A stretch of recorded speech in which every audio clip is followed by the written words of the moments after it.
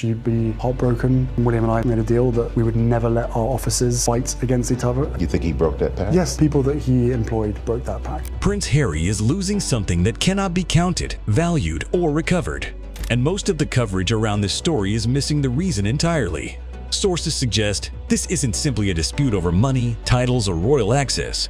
It is something more specific, a battle being fought through Diana's legacy itself, where every symbolic inheritance William quietly accumulates becomes something Harry can no longer claim. The key players are two brothers. The triggering moment is the one the public assumed was a family falling out. What actually happened runs much deeper, and the stakes, sources say, are far bigger than anyone has acknowledged.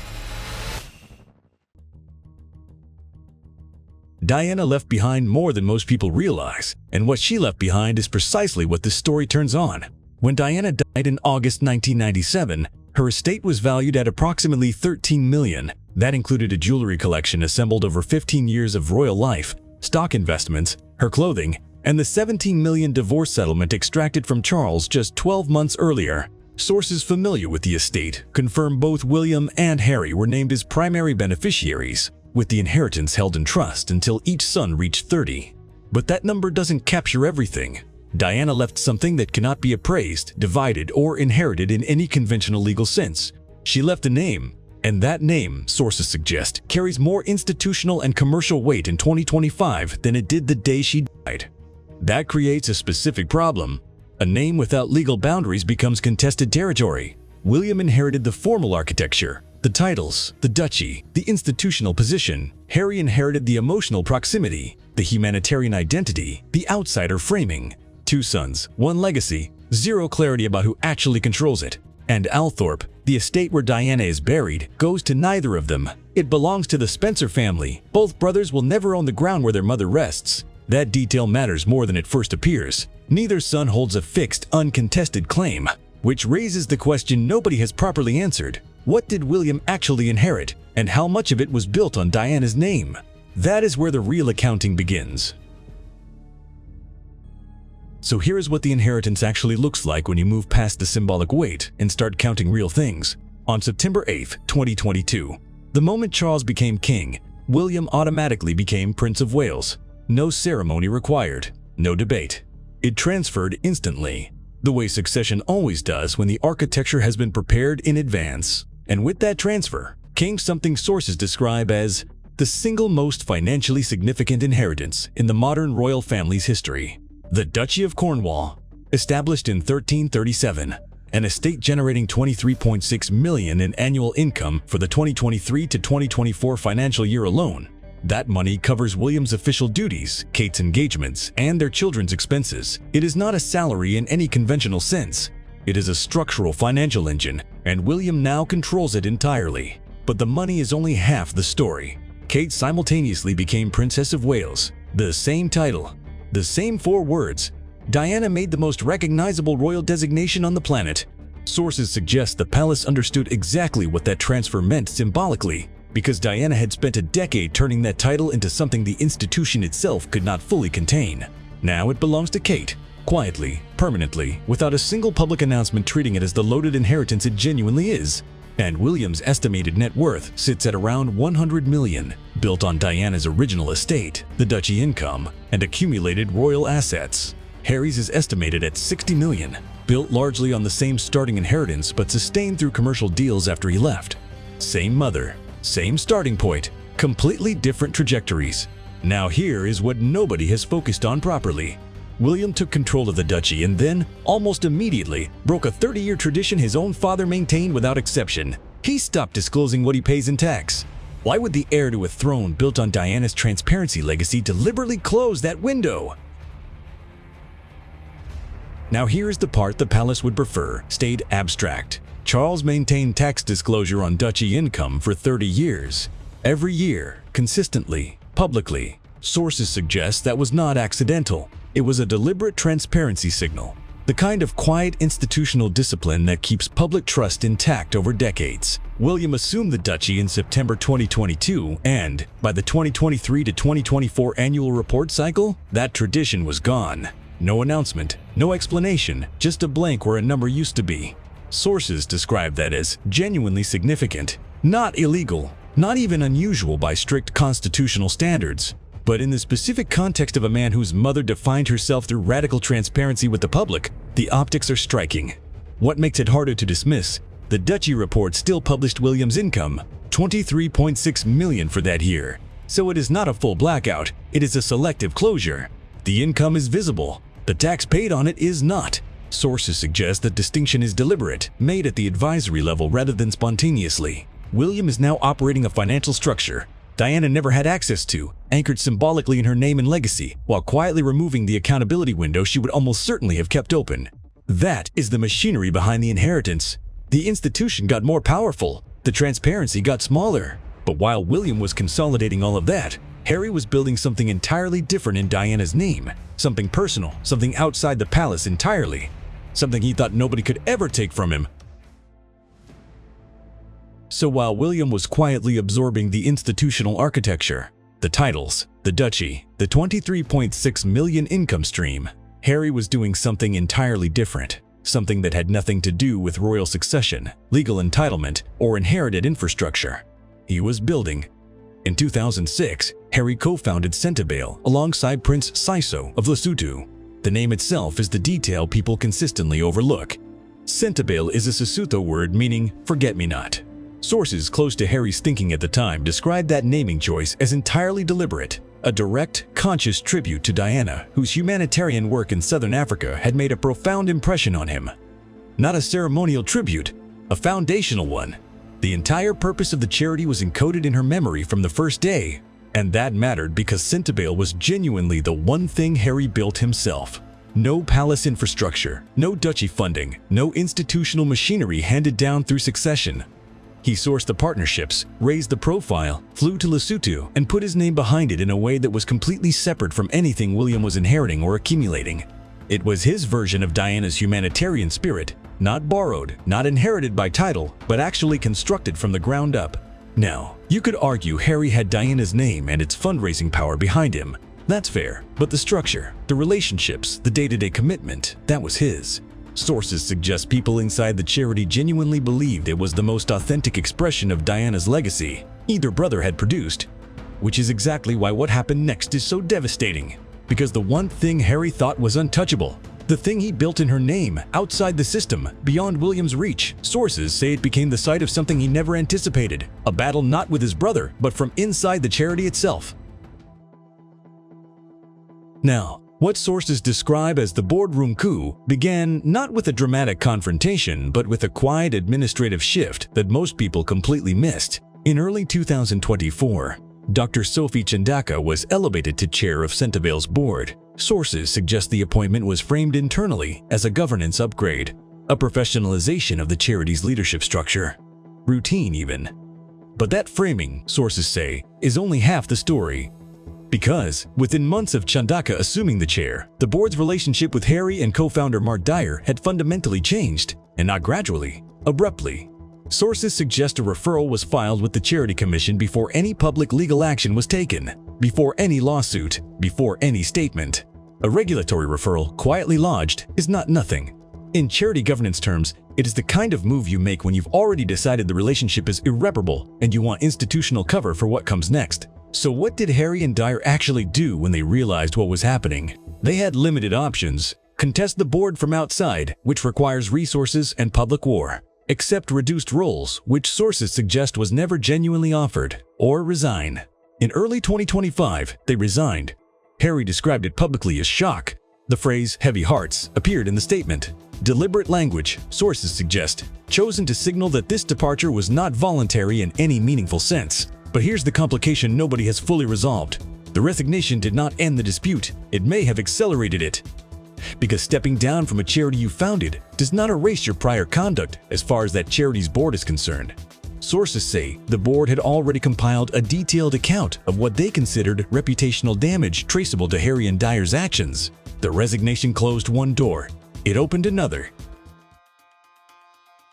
And that other door, sources suggest, led directly to the High Court. And the door the board walked through had a name on it.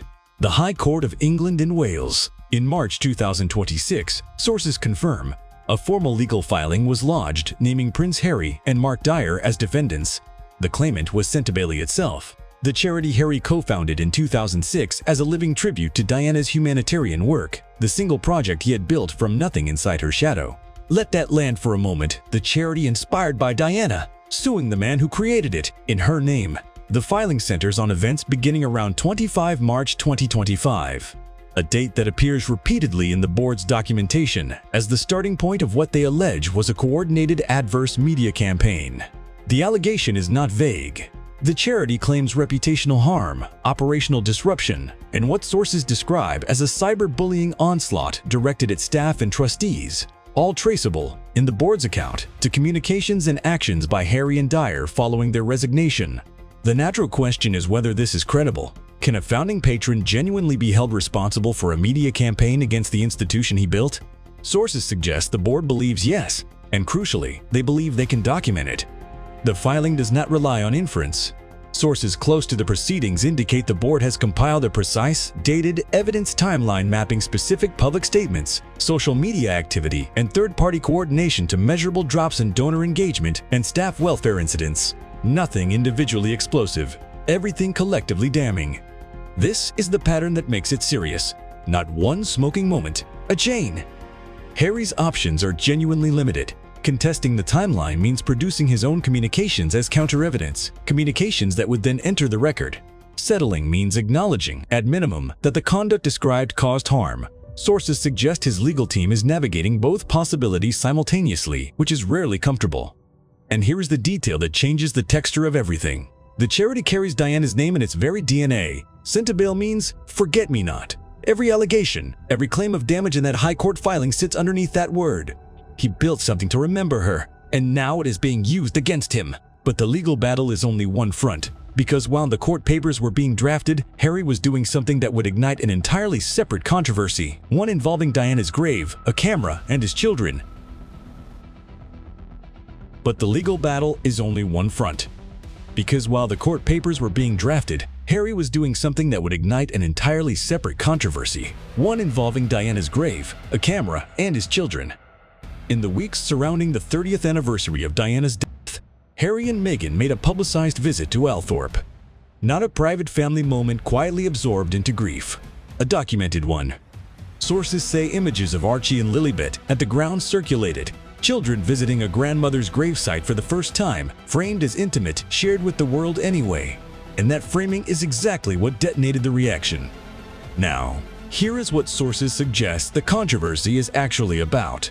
Althorpe is not Harry's. It never was and never will be. It belongs to the Spencer family. William and Harry will never inherit it. That was always the reality. But there is a difference between accepting that reality privately and turning a pilgrimage to that same ground into shareable content. Royal watchers and critics drew that distinction immediately, and they drew it loudly. The counter-argument is genuine. Diana herself was never precious about private grief. She weaponized her own vulnerability publicly, deliberately, and to enormous effect. Harry would say he is doing what she modeled. But William's position, according to sources close to the palace, is that Althorpe is sacred in a way that cameras cannot enter. That there is a version of honoring Diana that requires silence. And that publicizing children at her grave on the anniversary with Centibale litigation already filed reads as something other than mourning. It reads as positioning. Nothing individually proves exploitation. Everything collectively builds a picture. And that picture was being painted just as something far larger was taking shape, because the 30th anniversary itself was becoming a pressure point neither brother could completely control. Now the anniversary itself becomes the battlefield. Plans began circulating through Diana Awards circles, confirmed by the Mail on Sunday as early as late 2024, for a coordinated 30th anniversary commemoration in August 2027 that would structurally require both sons to either appear together or explain publicly why they wouldn't. A reunion event framed around Diana's name. The kind of occasion you cannot decline without the refusal itself becoming the headline. Sources close to Harry's team describe the milestone being quietly leveraged as diplomatic pressure. Not a formal olive branch, not a direct request. Something more deniable, a calendar event designed to force William's hand simply by existing. But William's silence, according to sources, is functioning as the loudest possible statement. No engagement, no counterproposal, no acknowledgement that the pressure even exists, just absence, deliberately calibrated absence. because William understands something Harry's team may be underestimating. When you hold the title, the income, the institutional platform, and the public moral high ground, silence is not weakness. Silence is leverage. You do not negotiate from a position of total structural dominance. You wait. Harry's team is working a pressure campaign through the anniversary calendar. William's team is simply not responding to it, which raises the question neither side has answered yet. When the ledger is finally drawn, when every asset and every loss is counted in Diana's name, who actually won? And who lost everything while insisting they were honoring her? So here is the ledger, drawn clean, no sentiment, no spin. William holds the Princess of Wales title, the most symbolically loaded name in modern royal history, now worn by his wife. He holds the Duchy of Cornwall, generating $23.6 million annually. He holds a net worth sources estimate at $100 million. He holds the institutional memory, the palace infrastructure, the ceremonial calendar, and, critically, the public moral high ground, the image of the quiet, steady son who never wrote the memoir, never gave the Oprah interview, never turned his grief into content. That is what William has, in Diana's name. Now look at what Harry holds. He holds a high court lawsuit filed against him by the charity he co-founded specifically to honor her. He holds the memory of a vigil at Althorpe that sources say generated more controversy than comfort. He holds a $60 million net worth, real money, genuinely his, but roughly $40 million lighter than his brother's, and built almost entirely outside the royal structures Diana's legacy helped William inherit. He holds a book, a documentary, a Netflix deal, and an Oprah interview that sources suggest have collectively cost him something no balance sheet captures: the public sympathy Diana's name once automatically transferred to her sons. And then there is Althorpe itself. Neither brother inherits it. That applies equally to both. But the difference is this: William does not need Althorpe. He has Kensington Palace, the duchy, the title. For Harry, the one place that might have functioned as neutral sacred ground, the one site outside the institution's reach, is legally someone else's to control forever. Sources suggest Harry genuinely believed Diana's humanitarian spirit gave him a moral inheritance that institutional titles could not touch. That belief may have been the most expensive miscalculation of this entire story, because the charity built on that spirit is now his legal adversary, and the name he invoked to build it is the same name appearing in court documents against him. So who won? William, structurally, completely, without contest. But here is what the ledger cannot answer, and what the High Court case quietly circles without ever saying aloud. Does anyone actually own Diana's name? Because there is a third party in that litigation holding documents that suggest the answer is far more complicated than either brother has admitted. And that is the question this entire story has been building toward. Not who holds the title, not who filed the lawsuit, not who stood at the grave with cameras present. The question underneath all of it, the one the High Court cannot adjudicate and the 30th anniversary cannot resolve, is whether Diana's name was ever actually ownable in the first place. Sources suggest a third party inside the Centibale litigation holds documents that complicate both brothers' positions simultaneously, not just Harry's, both. What those documents reportedly contain speaks directly to how Diana's name was being used institutionally, quietly, and without either son's explicit authorization years before the boardroom dispute ever surfaced. If accurate, this is not simply a story of Harry losing and William winning. It is a story of two men spending decades fighting over something that was never legally theirs to claim, while a third set of hands was already holding it. Diana's name generated money, moral authority, and political leverage for institutions she never built and causes she never endorsed. Both brothers built their public identities on a foundation they cannot actually own. William holds the structure. Harry holds the lawsuits. But Diana's name moves independently of both of them now, attaching itself to whoever needs it next. That is not a conclusion. That is the open door neither brother can close. And sources suggest what comes through it next will not be either of them deciding. The power has permanently shifted to William. He wins Diana's name, her titles, her financial empire. Harry keeps only what he can carry. But Diana's real legacy, what she actually stood for, remains unclaimed. Who inherits that? The dispossession